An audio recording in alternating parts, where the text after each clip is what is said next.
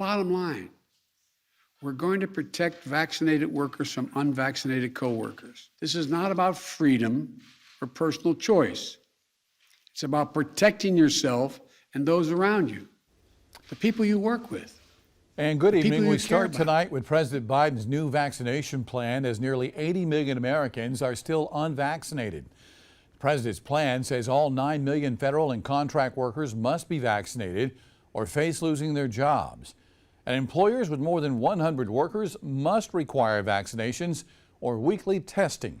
Businesses who don't comply will face fines. The companies will also need to provide paid time off for people to get the shot. Also, vaccinations will be required for the 17 million people who work at hospitals that receive Medicare or Medicaid funding. And starting tomorrow, fines for travelers who don't comply with federal mask mandates on commercial planes, railways, and other public transportation will double.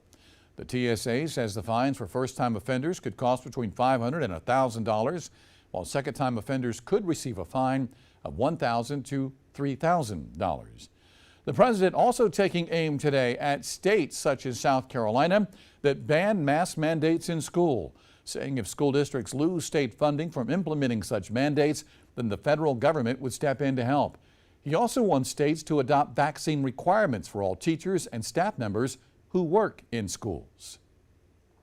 Right now, local school officials are trying to keep children safe in a pandemic while their governor picks a fight with them and even threatens their salaries or their jobs.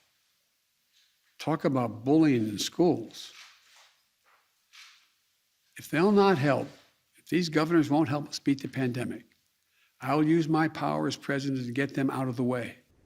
The president did not elaborate on how he plans to do that, but Governor McMaster reacted to the president's remarks, saying, and we're quoting now, "The American dream has turned into a nightmare under President Biden and the radical Democrats. They declared war against capitalism, thumbed their noses at the Constitution, and empowered our enemies abroad." McMaster added that, again we're quoting here, "Rest assured we will fight them to the gates of hell to protect the liberty and livelihood of every South Carolinian."